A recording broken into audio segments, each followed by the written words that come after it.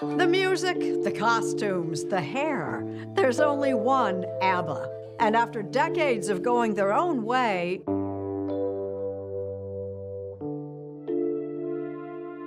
Benny Andersson has been a music legend for decades.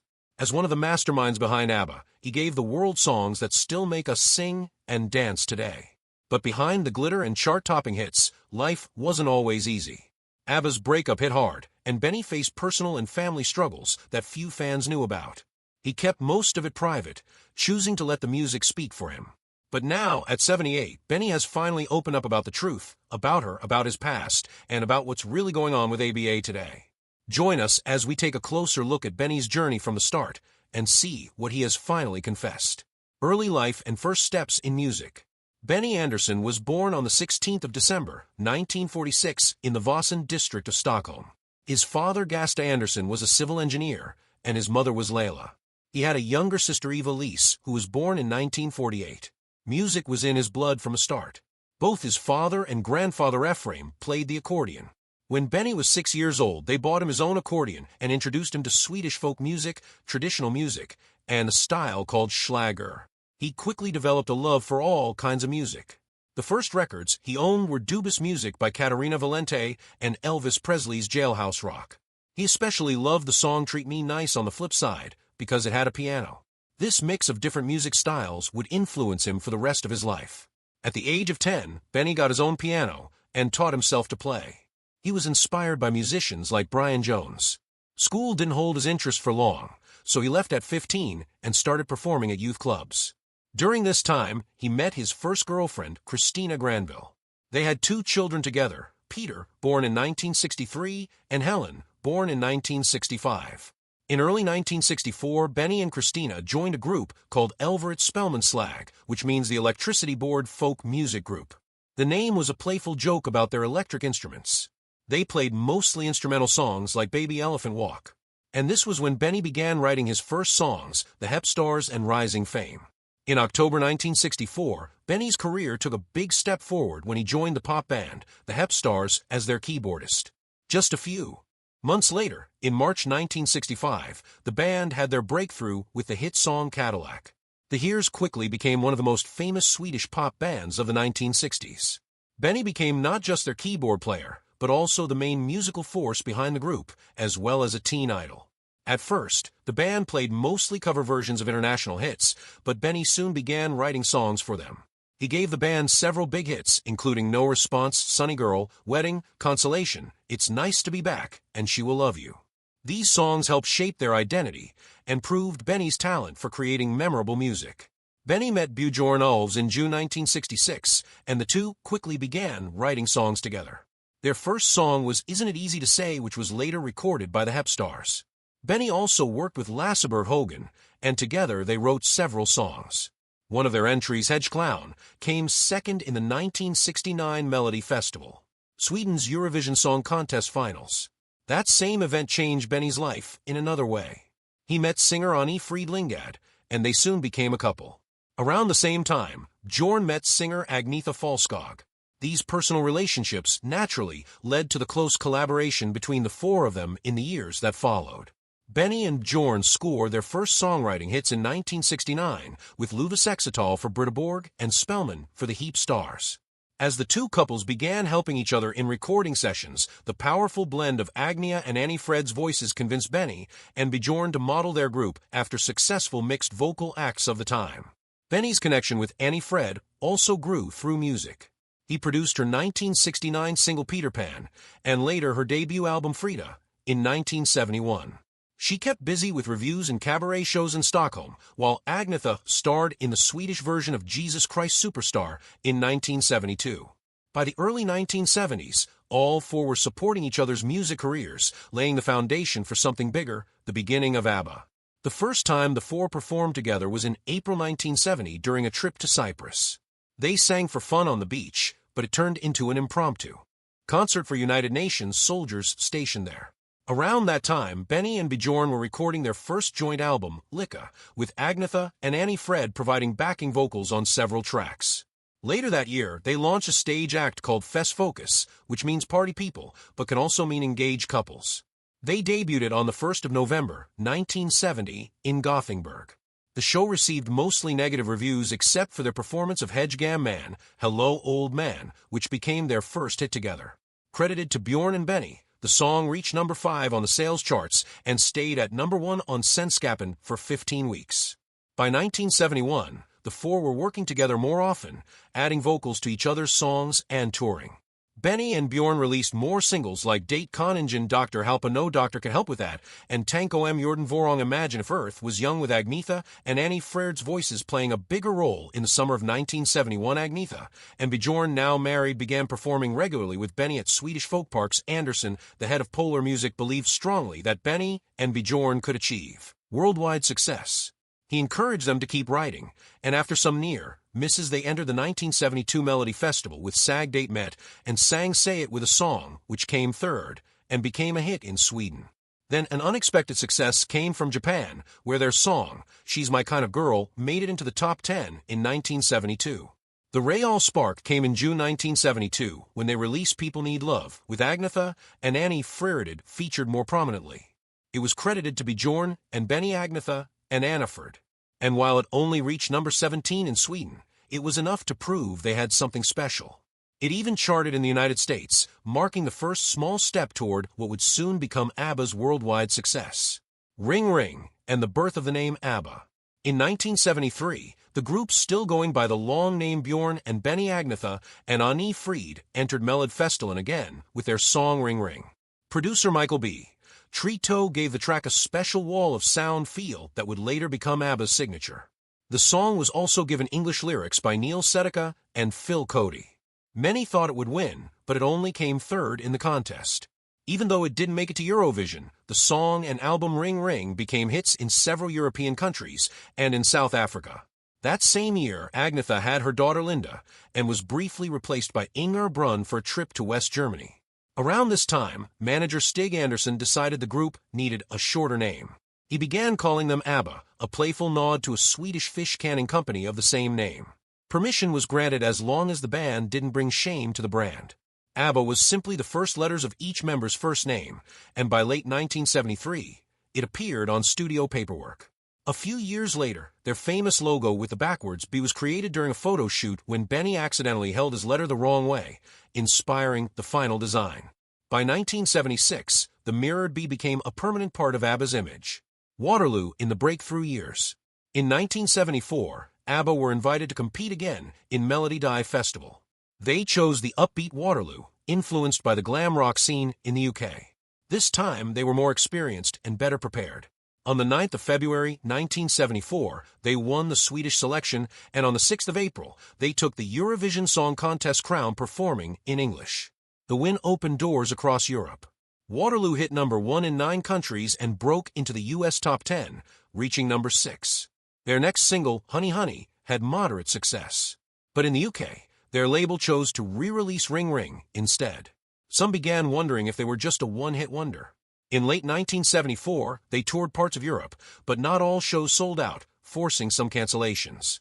Things changed in early 1975 when they toured Scandinavia and played to packed venues. They continued releasing singles including SOS and MMA Mia, which became massive hits in Europe and Australia. In Australia, their songs dominated the charts thanks to TV's Countdown. Mamma Mia stayed at number 1 for 10 weeks. By early 1976, ABBA had become a household name in many countries, although breaking into the U.S. album market was still difficult. In March 1976, ABBA released Greatest Hits, their first UK number 1 album, which included the new song Fernando. It became one of their biggest hits ever, topping charts in at least 13 countries and selling over 10 million copies worldwide. Later that year, they released Arrival, which took their success to a new level. The album included Money, Money, Money, Knowing Me, Knowing You, and their most famous hit, Dancing Queen, which topped charts globally, including in the United States. In January 1977, they launched their first major tour, starting in Norway and traveling through Europe before heading to Australia. There they played for huge crowds despite challenges like heavy rain and even a bomb scare in Perth. The Australian tour was so intense it was later captured in ABBA the Movie. By the end of 1977, they released ABBA the album alongside the movie. Then in April 1979, ABBA released Vowels Vu, recorded partly in Miami's famous Criteria studios. It included hits like Chiquitita, I Have a Dream, and Does Your Mother Know? While the singles didn't all reach #1 in the UK, they were chart toppers in Belgium and popular in many other countries. Later that year, they released Greatest Hits Vol. 2, which featured Gimme Gimme Gimme, A Man After Midnight, another international hit. In September 1979, they began ABBA, the tour in North America, playing to sold-out arenas. The tour continued in Europe, including 6 nights at London's Wembley Arena. In 1980, they traveled to Japan for 11 sold-out concerts, their last major tour. That July, they released The Winner Takes It All, which many thought reflected Bjorn and Agnese's divorce, though both denied it was personal. In November, they released Super Trooper, which broke UK records with over 1 million pre-orders. Its title track was their final UK #1. Around this time, ABBA also recorded Gracias por la Musa, a Spanish-language album that became hugely popular in Latin America and opened up a new audience for the group. Their music had now reached every corner of the globe, but their story still had more to unfold. The Visitors and the Beginning of the End. In January 1981, Bjorn Ulvaeus married Lena Kyrjo, and ABBA's manager Stig Andersson turned 50. For his birthday, the group recorded a special song called Hova's Vitna as a tribute. Only 200 red vinyl copies were made and given to guests, making it one of ABBA's rarest records. Just a month later, Benny Andersson and Annie Fred Lyngstad announced they were divorcing. It was revealed their marriage had been difficult for years, and Benny had already met Mona Norlet, whom he married in November that same year. Despite personal struggles, Andersson and Ulvaeus began songwriting in early 1981, and by March, the group was recording again. In April, they filmed Dick Cavett Meets ABBA, a TV special. Their new album, The Visitors, came out later in 1981. It was a more mature record dealing with themes like failed relationships, political oppression, aging, and loss of innocence. The title track even hinted at secret meetings against totalitarian governments. One of Us was the only major single from the album and became ABBA's last #1 in Germany and their final top 3 hit in the UK. The album topped charts in many European countries but didn't match earlier commercial success in places like France, Australia, and Japan. Another track, When All Is Said and Done, was released in North America and became ABBA's final top 40 hit in the US. It also touched on separation, but in a more hopeful tone. With Benny and Frida's divorce now public, rumors grew about tensions within the group, recording struggles and final singles. In spring 1982, the group began new songwriting sessions. There were talks about a new album and even a small tour. But by May and June, the process was proving difficult. They only managed to record 3 songs.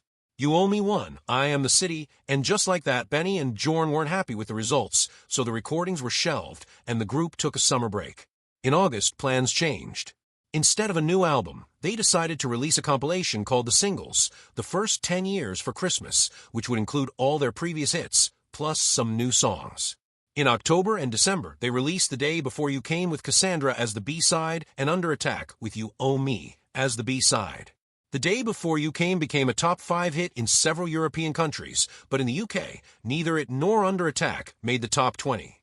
The compilation album, however, went to #1 in the UK and Belgium, and performed well in countries like Germany and the Netherlands. Under Attack ended up being ABBA's final single before they disbanded. I Am the City was eventually released in 1993, while Just Like That was never released in full despite fan requests. Parts of it were reworked for other projects like the musical Chess. Benny and Bjorn have continued to refuse releasing the complete ABBA version, even though it has appeared on bootlegs over the years. The last appearances to promote the singles the first 10 years. ABBA traveled to London in November 1982, appearing on shows like Saturday Superstore and The Late Late Breakfast Show. The following week, they went to West Germany to perform on Show Express. On the 19th of November 1982, they made their final TV appearance in Sweden on the show Neues Masinen. Then on the 11th of December 1982, they performed together for the very last time. This was broadcast to the UK on The Late Late Breakfast Show with Noel Edmonds through a live link from a TV studio in Stockholm. It marked the end of an era, closing the chapter on one of the most successful pop groups the world had ever seen. The two love stories that defined ABBA. You see, ABBA was more than just a band with catchy songs and glittering costumes. They were two real-life couples.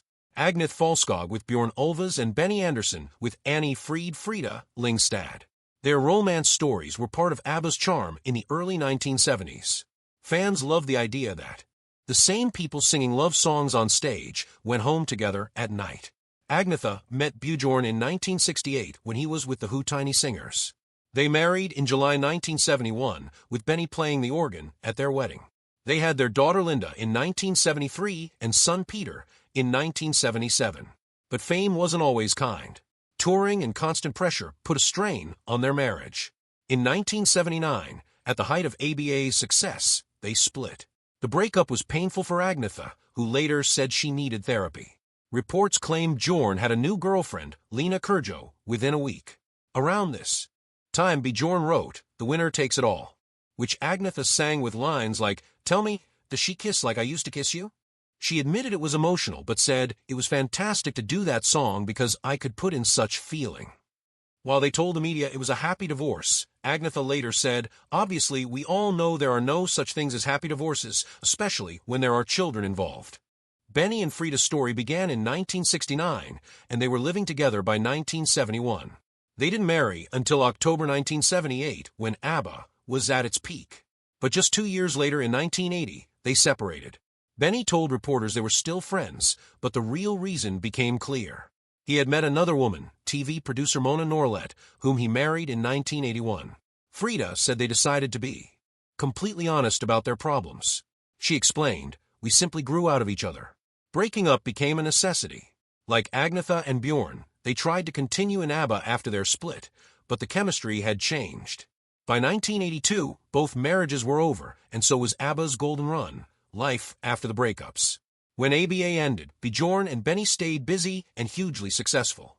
They wrote the hit musical Chess, worked on Mamma Mia for stage and film, and produced music for other artists. Their fame and fortunes kept growing, with each worth hundreds of millions. Frida and Agnetha's lives took a different path away from the spotlight and filled with personal struggles. Agnetha battled stage fright, a fear of flying, and the pain of being away from her children during tours. Her shyness and weaker English compared to the others made her feel less confident in public. After her split from Bjorn, she had several relationships, including with a psychiatrist who had once tried to save her marriage and a detective who was protecting her children from kidnap threats. She remarried in 1990 to surgeon Thomas Sonnenfeld, keeping it secret until they divorced 3 years later. Tragedy struck when her mother took her own life, followed by her father's death a year later. Agnetha became more withdrawn, avoiding public life and even music. In one of the strangest turns in her life, she began a relationship with Guy van der Graaf, a Dutch fan who had stalked her for years. She later admitted, "I felt I could not resist anymore. I wanted to know him." The relationship ended badly, with G returning to stalk her again after their split, leading her to seek court protection. Agnetha eventually moved deep into the Swedish countryside, living in seclusion much like Swedish legend Greta Garbo, even saying at one point, "I want to be alone." For years, she didn't sing or even listen to music until surprising fans in 2004 with a new album, My Coloring Book. But just as quickly, she stepped back from the public eye again. Frida's journey through loss and change. Frida's story carried its own shadows. She was the child of a wartime romance between her Norwegian mother and a German soldier during World War II. Her mother, Signe, was just 16 when she met Alfred, a married Wehrmacht sergeant.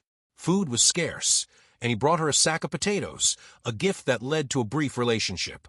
Frida was born in 1945, but her father was sent back to Germany before meeting her. Facing public shame in Norway, Signe fled to Sweden with baby Frida and her mother, Ane. Tragically, Signe died of kidney failure at 21, leaving Frida to be raised by her grandmother. She grew up believing her father had drowned until a reunion was arranged in 1977 after his niece recognized her from an interview. The meeting was short-lived, with Frida saying, "It's difficult to get a father when you're 32 years old." By the time she met Benny in 1969, Frida had already been married and divorced with 2 children from her first marriage.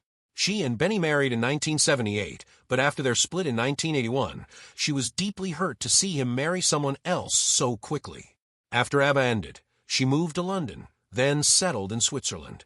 In 1992, she married into German royalty, becoming Her Serene Highness, Princess Anneford of Reuss. But tragedy followed her. her 30-year-old daughter, was killed in a car accident in New York in 1998. And the next year, her husband Prince Heinrich died of cancer. Frida withdrew from public life, saying her faith helped her through the pain. In more recent years, she's found happiness again in Zurich, Switzerland with Vic Count Hamilton, heir to the W.H. Smith fortune, the long road to reunion.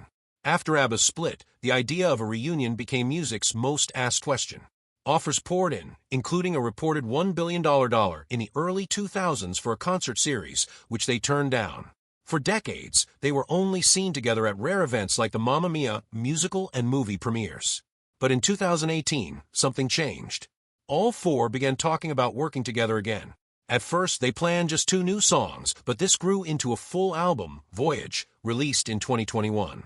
Bjorn recalled the first day back in the studio saying, "I looked around and I looked into Agnieszka's eyes and Frida's eyes, and there was the same kind of feeling, the warmth and the friendship and the bonds." They also announced a high-tech concert experience with digital avatars performing in London, giving fans a new way to see the group. ABBA Voyage, a modern stage for timeless music. ABBA Voyage first opened in 2022, and it's not your typical concert. Instead of the band performing live, fans watched digital avatars of the 4 members as they looked in their 1970s glory days.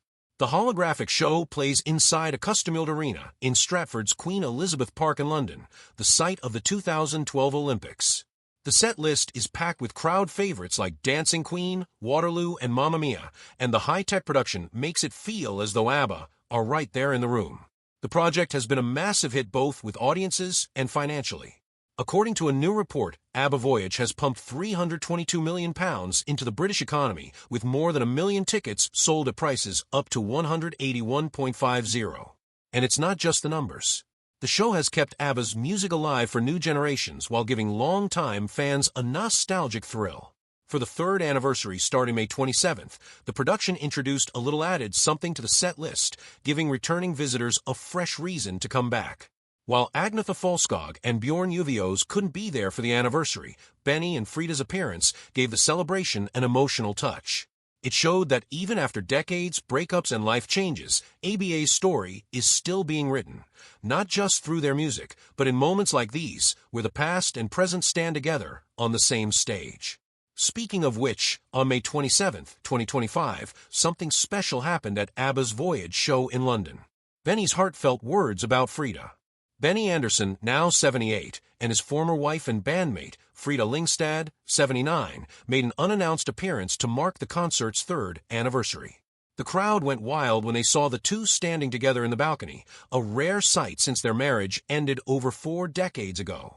Benny in a printed blazer and Frida, dressed in a chic cream outfit, stood side by side as the cheers filled the venue.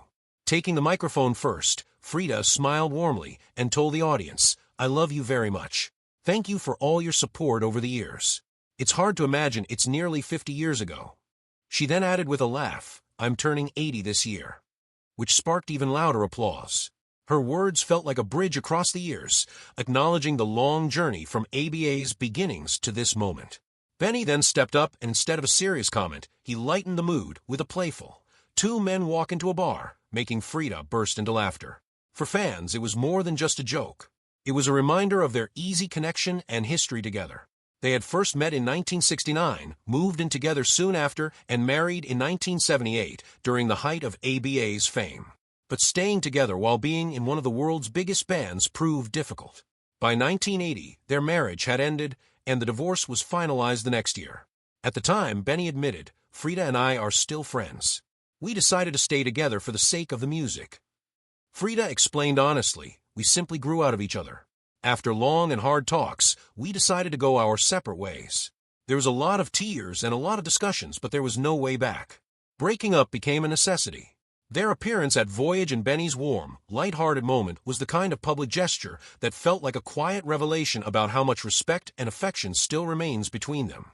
While ABBA Voyage continues its sellout run in London, Benny Andersson and Bjornas are making waves on Broadway. Later in 2025, 2 of their biggest stage hits, Mamma Mia and Chess, will run at the same time. Mamma Mia premiered in London in 1999, arrived on Broadway in 2001, and has since been seen by over 70 million people in 50 productions in 16 languages. It became Broadway's 9th longest-running show, playing 14 years with 5,773 performances and grossing more than $7 billion. Now it returns to the Winter Garden Theater for a limited run from August 2nd, 2025 to February 1st, 2026. Chess, co-created in the 1980s, will join it on the Broadway stage. Having both shows play simultaneously highlights the enduring strength of Benny and Bjorn's partnership, a creative bond that has thrived through ABA's breakup and personal challenges, continuing to connect their music to generations of fans worldwide. Do you think ABA's marriages and divorces were the main reason the band broke up, or would have happened anyway? Share your thoughts in the comments below. And don't forget to hit like, subscribe, and stay tuned for more incredible stories from Hollywood's fascinating history.